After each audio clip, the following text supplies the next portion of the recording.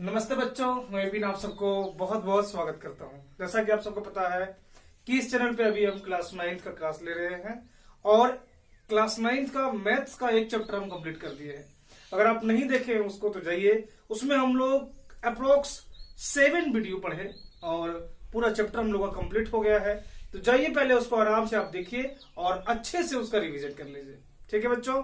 और आज हम लोग साइंस स्टार्ट करने वाले हैं, क्योंकि ये ऐसा ही शेड्यूल रहेगा हम लोग का। एक पहले मैथ चैप्टर पढ़ेंगे और फिर हम लोग साइंस पढ़ेंगे, ठीक है। तो मैथ हम लोग का कंप्लीट हो चुका है, अब हम लोग साइंस का एक चैप्टर पढ़ेंगे, ठीक है बच्चों। तो ये बहुत ही इंपॉर्टेंट चैप्टर है जो आपका क्लास 9th का फर्स्ट चैप्टर है। इसके बारे में आज हम लोग बात करने वाले हैं। ये इसका एक इंट्रो रहेगा, ठीक है। और ये जो पीछे लिखा हुआ है इसको देख के घबराइएगा नहीं, इसके बारे में भी हम समझाएंगे तो आपको समझ में आ जाएगा। हम यहाँ थोड़ा कम लिखे और आपका टाइम भी थोड़ा बचे, है ना, तो इसलिए हम पहले से लिख के रखे हुए हैं। तो चलिए बच्चों शुरू करते हैं इस वीडियो को और आई होप आप इसको अंत तक देखिएगा, क्योंकि अंत में इसके प्रॉपर्टीज के बारे में अच्छे से समझाया जाएगा और भी बातें बताई जाएगी कि हमारा जो क्लासेस है वो किस तरह चलेगा और कैसे कैसे आपको वीडियो मिलने वाला है। तो चलिए शुरू करते हैं इस वीडियो को। बच्चों यहाँ देखिए, सबसे पहले हम लोग को यहाँ पे पढ़ना है मैटर इन आवर सराउंडिंग्स, हमारे आसपास के पदार्थों के बारे में पढ़ना है। अब आप इसको एकदम नजरअंदाज कर दीजिए कि सर यहाँ पे क्या लिखे हैं।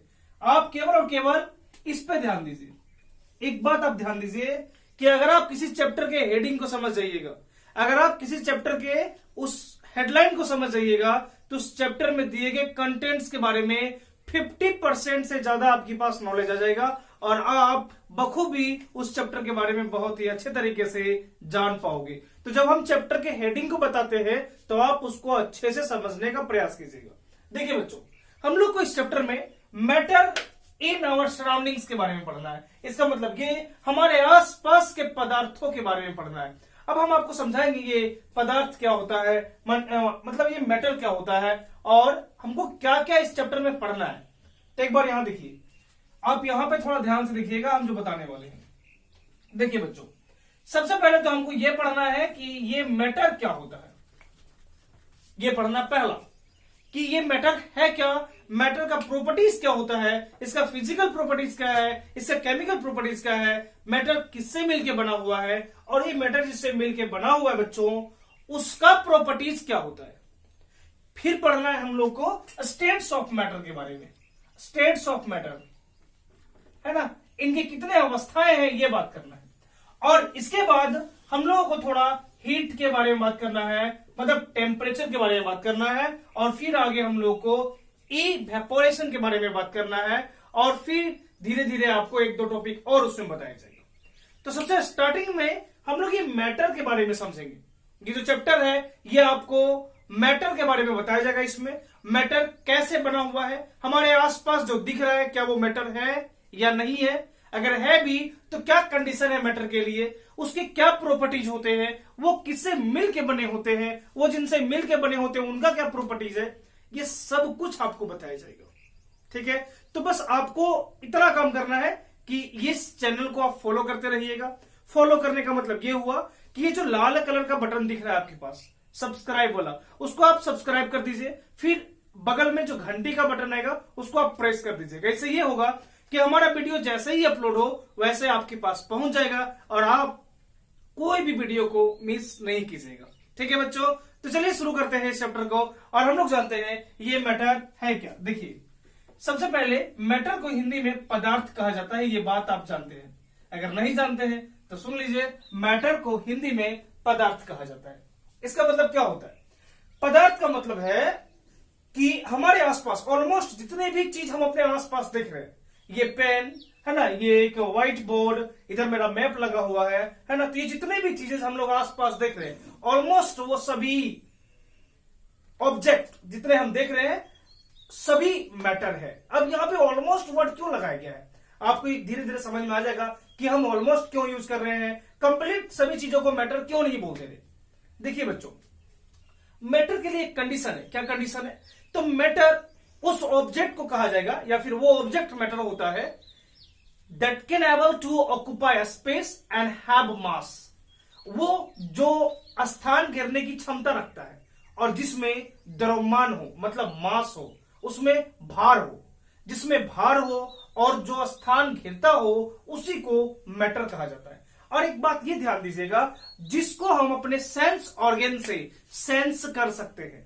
सेंस ऑर्गन से सेंस करने का मतलब ये हुआ कि हमारे पास 5 ज्ञानेंद्रियां होता है। आप जानते हैं ना, हमारे पास 5 ज्ञानेंद्रियां है, ear, nose, eyes, tongue and skin. ये 5 ज्ञानेंद्रियों में से कोई भी ज्ञानेंद्रियां अगर आपको, कोई भी सेंस ऑर्गन आपको सेंस कर दे, तब आप समझ जाइए वो एक प्रकार का मैटर है। तो वो क्या कंडीशन फॉलो करना चाहिए? तो कंडीशन ये फॉलो करना चाहिए बच्चों कि उसका अपना मास होना चाहिए और वो स्पेस को ऑक्युपाई करे। ये तो वो एक डिफिनेशन के जैसा है ना। अब इसको छोड़िए, अब जो हम बता रहे इसको ध्यान से समझिए। देखिए, अगर इस पेन को अगर हम किसी टेबल पे रखें, या समझ लीजिए ये मेरा हाथ है और इस पे हम इस पेन को रख दिए, तो क्या होगा? जैसे ही इस पेन को हम रखेंगे तो पेन रखते ही ये हमारा हाथ का कुछ पोर्शन कवर कर लेगा। इसका मतलब साफ साफ हो रहा है कि ये जो पेन है ये हमारे हाथ के स्पेस को ऑक्युपाई कर रहा है। मतलब इतना रखने के बाद जैसे हम इसको रखेंगे ये हमारे हाथ का कुछ जगह को घेर लेगा। अब यहाँ पे देखिए, ये वाला एक बॉक्स है ना, इसको जैसे ही यहाँ पे रखने के बाद ये इतना जगह है ना, ये इतना जगह हमारे ये हाथ में घेर लेगा। अगर हम कोई भी चीज और रखें अपने हाथ में तो उस जगह पे नहीं रख सकते हैं जहां पे पहले से इस ऑब्जेक्ट को हम प्लेस कर चुके हैं, क्योंकि ये ऑब्जेक्ट को जहां हम प्लेस किए हैं ये अपना जगह घेर चुका है। अब एक बात और ध्यान दीजिएगा, ये जगह तो घेरा है, इसके साथ साथ अगर इसको हम वेइंग करें, है ना, इसको अगर हम वजन करें तो वजन करने के बाद हमको क्या मिलेगा कि सर इसका कुछ अपना वेट है, इसका कुछ अपना द्रव्यमान है। और अब ध्यान से थोड़ा समझिएगा, इसका एक अपना द्रव्यमान भी है और इसको हम यहां पे रखें तो ये स्पेस भी ऑक्युपाई कर रहा है। और इसके साथ साथ ये हमारा सेंस ऑर्गन, मतलब इसको हम फील कर सकते हैं, इसको हम देख भी सकते हैं, इसको हम अनुभव कर रहे हैं, तो ये एक मैटर कहलाएगा। तो आपके आसपास अप्रोक्स जितने भी ऑब्जेक्ट है जो स्पेस ऑक्युपाई कर रहा है और जिसमें वेट है बच्चों, वो सभी एक प्रकार के मैटर में आते हैं। अब आपको समझ में आ जाएगा वो किस प्रकार के मैटर में आएंगे, वो किस कैटेगरी में आएंगे, उनका कौन सा स्टेट होगा।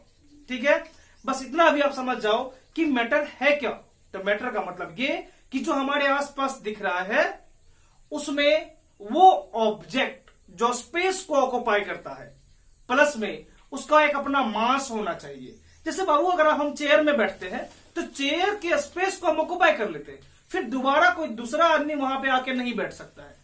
इसी का मतलब होता है स्पेस ऑक्युपाई करना। स्पेस ऑक्युपाइज का मतलब है जगह को घेरना, स्थान घेरना। अगर हम कहीं पे बैठे हैं तो स्थान को घेर लेते हैं। जैसे एक बार यहां समझो, यहां पे समझिए, ये हमारे पास एक आर डी शर्मा का बुक है ना। ये बुक अगर हम टेबल में ऐसे रखते हैं जाके, तो टेबल पे बुक को रखेंगे तो ये इतना जगह टेबल का घेर लेगा। और ये अपना कुछ इसका वेट है और इसका अपना वेट है, हम इसको सेंस भी कर रहे हैं, ये स्पेस को ऑक्युपाई कर रहा है, तो हम ये बोलेंगे कि इसमें ये एक एग्जाम्पल है किसका, तो मैटर का। अब आप समझिए थोड़ा सा, यहां समझिए, हम यहां पे लिखते हैं एक बात है ना, यहां देखिए, फिर हम आसपास अपने लाइट को भी देखते हैं। तो ये लाइट क्या है बच्चों, ये आपको समझ में आएगा धीरे धीरे अपर क्लास में। बस यहां पे ये समझ लीजिए कि ये जो लाइट है ये मैटर के कैटेगरी में नहीं आता है। क्यों नहीं आता है? क्योंकि इसका एक अपना वेट नहीं है, ये स्पेस को ऑक्युपाई नहीं करता है। फिर बाद में हायर क्लास में इसके प्रॉपर्टीज के बारे में आप पढ़िएगा तो समझ में आ जाएगा। लेकिन कभी आप देखिए किसका वेट होता है, तो लाइट का वेट नहीं होता है। लाइट जिससे निकलता है, जैसे सन, देखिए सन का एक वेट है, बहुत ही हैवी वेट है वो, है ना, और ये स्पेस को ऑक्युपाई करता है और इसके साथ साथ वेट भी है, स्पेस भी ऑक्युपाई कर रहा है। इसका मतलब ये कि सन एक मैटर है, लेकिन सन से निकलने वाला ये लाइट मैटर नहीं है। क्यों नहीं है? क्योंकि ये जो लाइट है इसका एक अपना स्पेस ऑक्युपाई करने का कैपेसिटी नहीं है और प्लस में इसका वेट नहीं होता है, इसलिए ये जो लाइट है ये मैटर नहीं कहलाएगा। ये बात तो समझ में आ गया।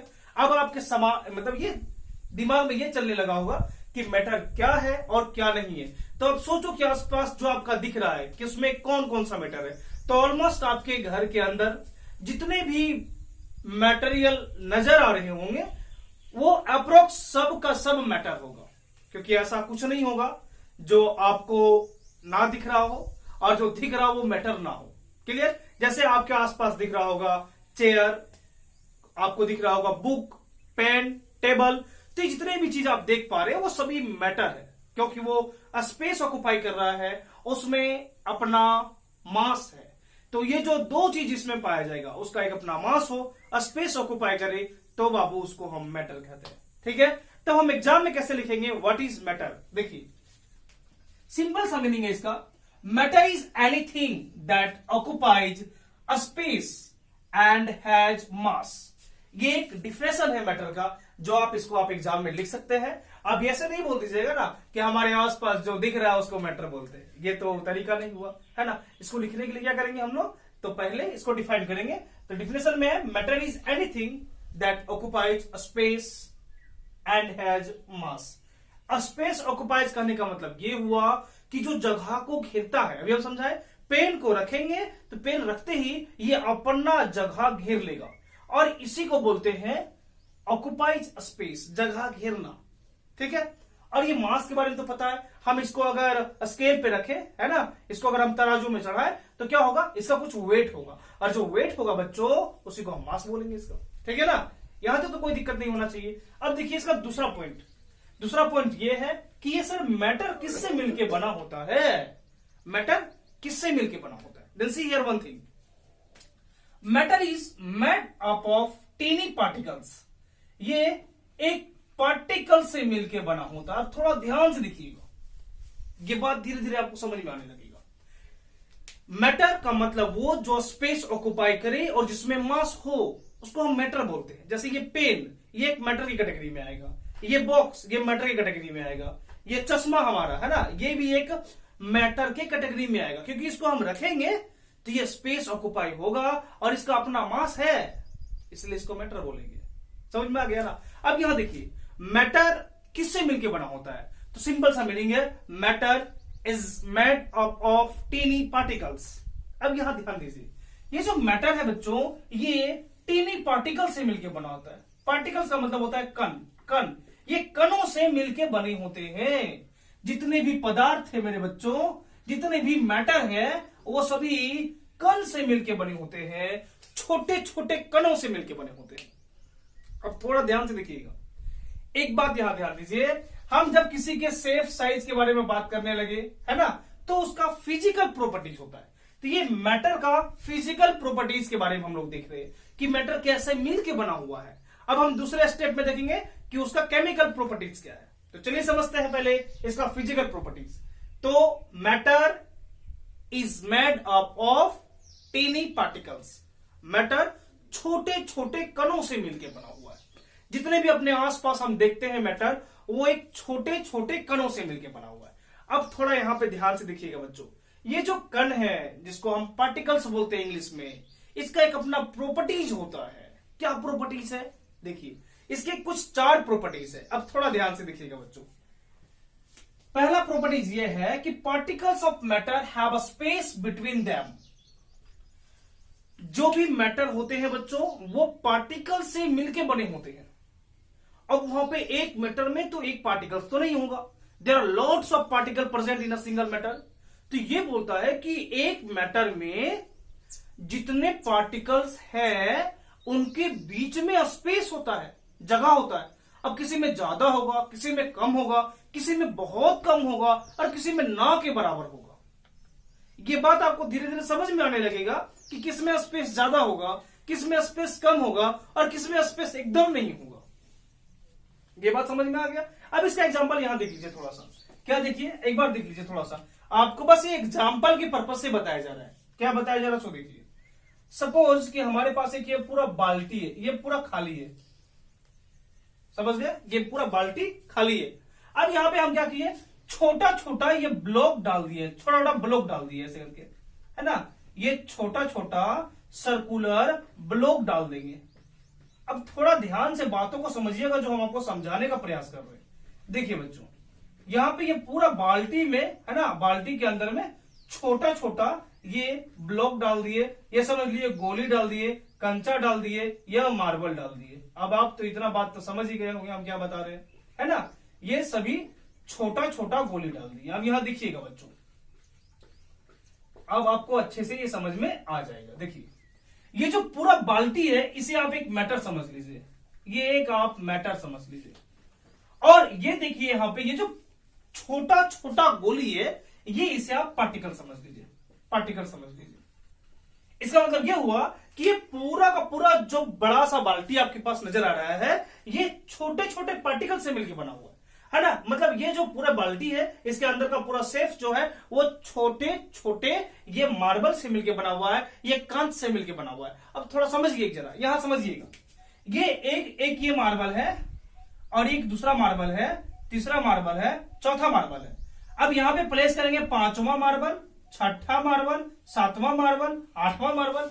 अब यह नोटिस कीजिए कि इन 3 मार्बल के बीच में छोटा सा गैप रह गया। यहां पे देखिए छोटा सा गैप यहां रह गया, छोटा सा गैप यहां रह गया, छोटा सा गैप यहां रह गया। इसका मतलब यह हो रहा है साफ साफ कि 2 पार्टिकल के बीच में एक उसमें गैप होता है और उसी गैप को स्पेस कहते हैं हम लोग। और यही फर्स्ट पॉइंट में लिखा गया है, particles of matter have a space between them. तो ये बात आपको धीरे धीरे समझ में आने लगेगा कि किस मैटर में यह स्पेस ज्यादा होता है और किस में कम होता है। अब एक बार थोड़ा समझ लीजिए जरा, यहां समझ लीजिए, है ना। फिर हम लोग बाद में जब डिस्कस करेंगे तो भी आपको ये बात समझ में आने लगेगा। अब थोड़ा देखिए बच्चों, एक बार यहां देख ही लीजिए, है ना। फिर हम लोग बाद में जब बात करेंगे तब हम लोग अच्छे से और समझेंगे, लेकिन एक बार यहां देख लीजिए। ये देखिए मैटर का जो स्टेट है अभी बेसिकली 4 प्रकार का होता है। एक होता है सॉलिड, फिर होता है लिक्विड, फिर होता है प्लाज्मा, प्लाज्मा, और एक होता है गैस। ठीक है, ये 4 स्टेट्स ऑफ मैटर है। तो 4 स्टेट्स ऑफ मैटर में हम लोगों को ये 4 नहीं पढ़ना है, ये प्लाज्मा के बारे में थोड़ा सा जानना है और बाकी बातें इसके बारे में भी नहीं करना है। तो हम लोग ये 3 के बारे में ज्यादा फोकस करेंगे, सॉलिड, लिक्विड और gas. There are the 3 states of matter, first it is solid, second liquid and third is gas. अब थोड़ा समझिए, ये जो सॉलिड है ना बच्चों, सॉलिड, सॉलिड का मतलब होता है कि जिनके पार्टिकल्स के बीच में गैपिंग एकदम नहीं रही। अब देखो ये सॉलिड है, क्या इनके बीच में कोई गैपिंग है? ये सॉलिड है, क्या इसके बीच में कोई गैपिंग है? क्या अपना हाथ हम इसमें चला सकते हैं? नहीं चला सकते। क्यों नहीं चला सकते? क्योंकि ये सॉलिड है और इसके साथ साथ इनके पार्टिकल्स के बीच में कोई भी गैपिंग नहीं है। There are no any types of empty space between their particles, and that's why we cannot able to move our hand across the wall। हम इस दीवार के चारों तरफ अपना हाथ को नहीं चला सकते हैं। अब ये नोटिस कीजिए कि हम जहां पे खड़ा है हमारे आसपास बहुत सारे एयर है, लॉट्स ऑफ गैसेस है। अब ये गैस में हम अपना हाथ बहुत ही इजी से मूव कर ले रहे हैं। अब ये नोटिस कीजिए कि हम किसी पानी में खड़ा है और जब पानी में खड़ा रहेंगे ना तो भी अपने हाथ को ऐसे आराम से तो नहीं, लेकिन फिर भी इजी हम मूव कर सकते हैं। इतना डिफिकल्टीज नहीं होगा कि जैसे दीवार में होता है अपने हाथ को लगाए और हमें बहुत ज्यादा चोट लगने लगे। अब यह थोड़ा समझने का प्रयास कीजिएगा जो हम बताने वाले हैं। देखिए बच्चों, ये जो सॉलिड है, सॉलिड सॉलिड ये जो सॉलिड है ना, ये सॉलिड के पार्टिकल्स बहुत ही ज्यादा टाइटली पैक्ड होता है। इसका मतलब ये कि इनके बीच में जो स्पेस है वो एकदम जीरो होता है, zero. There is no any empty space between their particles. अब अगर हम बात करें लिक्विड का तो आप खुद से समझ सकते हो एक जरा कि बाबू जहां पे स्पेस नहीं है वहां पे कोई दूसरे चीजों को नहीं रखा जा सकता है। जहां पे स्पेस नहीं होता है वहां पे हम कोई सामान को नहीं रख सकते। ये बात आप बखूबी जानते हो। आप ये जानते हो कि जिस जगह पे एक सामान को हम रख दिए फिर दोबारा हम उसको उठाए बिना नहीं रख सकते हैं क्योंकि वो स्पेस कंप्लीट कवर कर लेता है। लेकिन सॉलिड में पार्टिकल्स के बीच में कोई भी एम्प्टी स्पेस नहीं होता है। अब यहां ध्यान दीजिए, लिक्विड के बारे में बात करते हैं। बाबू जो लिक्विड होता है इनके पार्टिकल्स के बीच में एम्प्टी स्पेस होता है। किसके रिस्पेक्ट में ज्यादा होता है? तो सॉलिड के रिस्पेक्ट में थोड़ा ज्यादा होता है।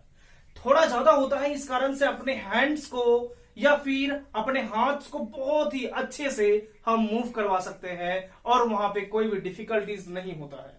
और यही रीजन है उसके एम्प्टी स्पेस के रीजन के कारण से अगर हम नमक या चीनी या कोई भी जो सॉल्युबल मटेरियल्स है उसको हम घोलते हैं पानी में, तो वो पूरा का पूरा घुल जाता है और इनविजिबल हो जाता है। We can not able to see by our naked eyes, हम उसको अपने आंखों से नहीं देख सकते हैं। आप ये नोटिस किए होंगे जब हम पानी में नमक घोलते हैं, जब पानी में चीनी घोलते हैं, तो वो चीनी और नमक के जो पार्टिकल्स है, जो वो सॉल्यूट हम डाल रहे थे, वो कुछ समय के बाद दिखाई देना बंद हो जाता है।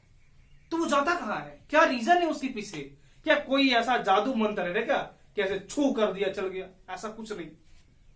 वो जो आप सॉल्यूट डाल रहे थे, वो सॉल्यूट घुल के इस लिक्विड के दो पार्टिकल्स के बीच में जो स्पेस था उसमें जाके घुस गया।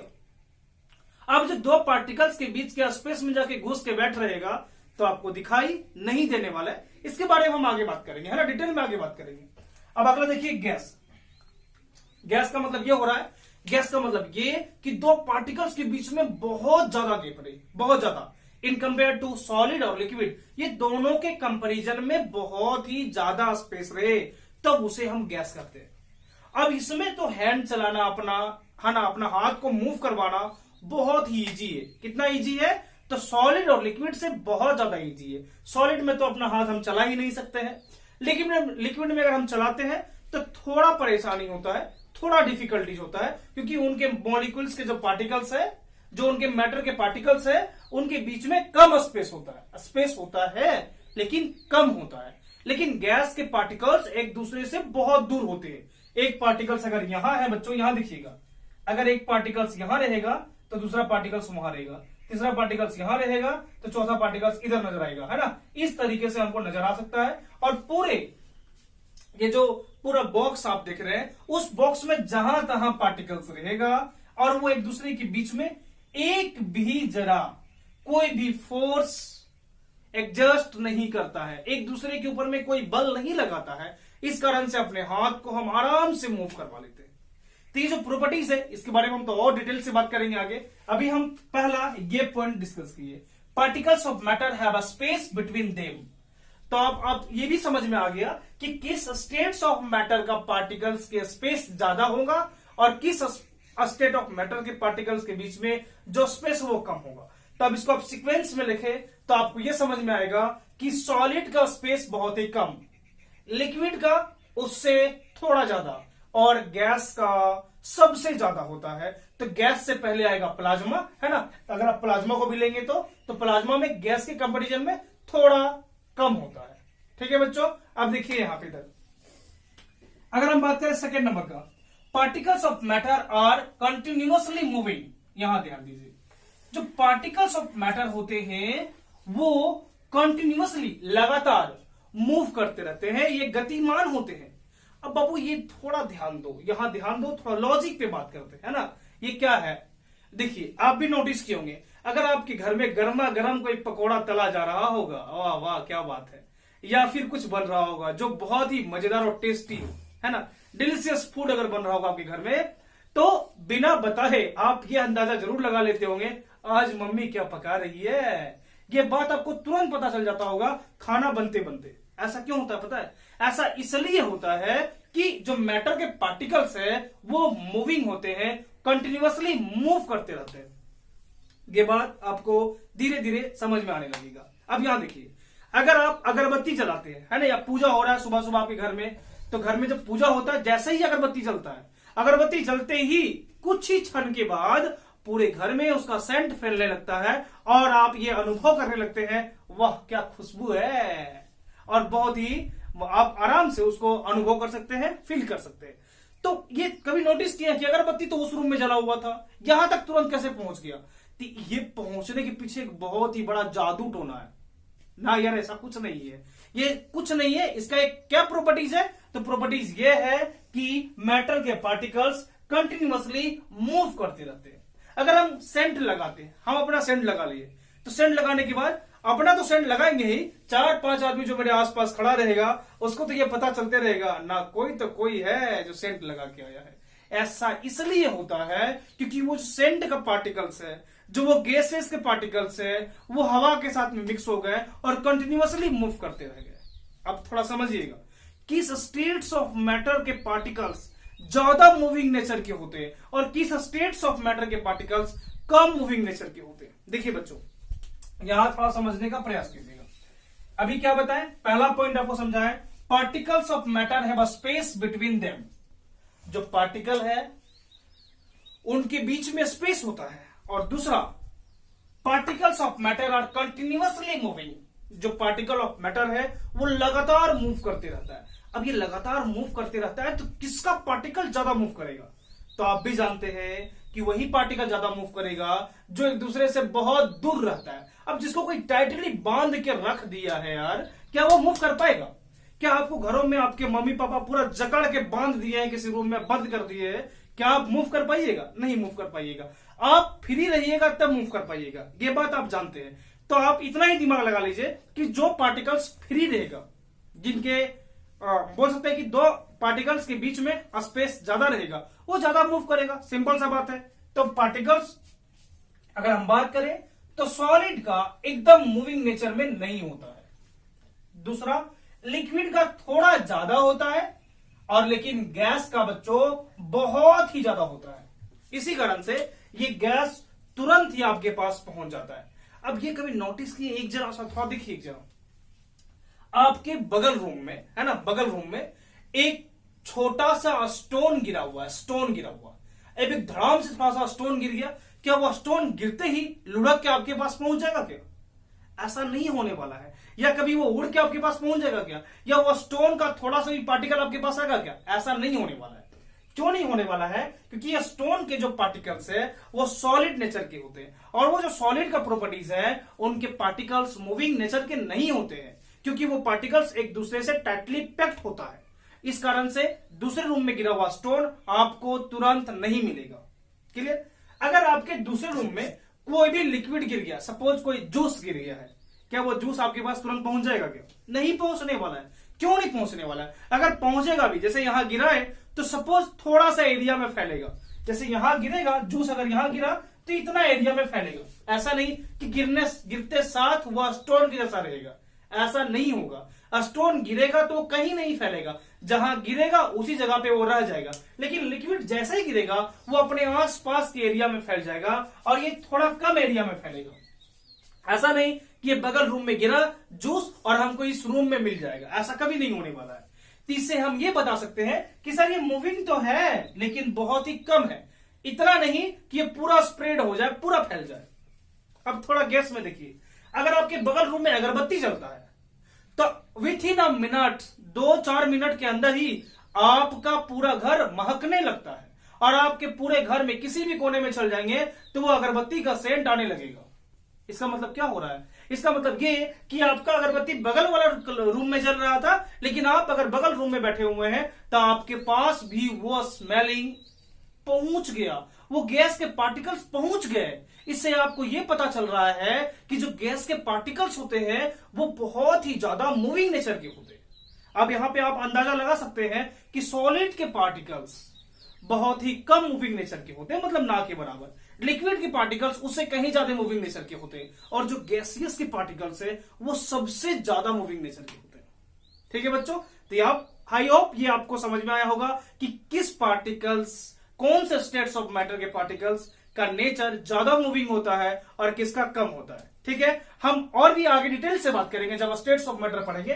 थोड़ा यहां पे आप समझिए, है ना। उसके बाद देखिए third point, particles of matter attract each other. जो पार्टिकल्स ऑफ मैटर होता है वो अट्रैक्टिव नेचर का होता है। अट्रैक्टिव नेचर होने के कारण से वो एक दूसरे को अट्रैक्ट करके रखता है। और जब ज्यादा, देखो आप थोड़ा ध्यान से यहां देखना, किसका पार्टिकल्स ऑफ नेचर ज्यादा अट्रैक्टिव है। अब थोड़ा देखिए, यहां पे थोड़ा देखिएगा बच्चों, है ना। यहां देखिए, अट्रैक्टिव नेचर का मतलब ये हुआ कि अगर एक ये बंदा है और इधर से एक और बंदा है, ये दोनों आपस में लड़ रहे हैं। अब थोड़ा समझने का प्रयास कीजिएगा, ये दोनों आपस में लड़ रहे हैं तो क्या होगा, ये बंदा इसको पकड़ के टानेगा और वो भी इसको पकड़ के खींच रहा है।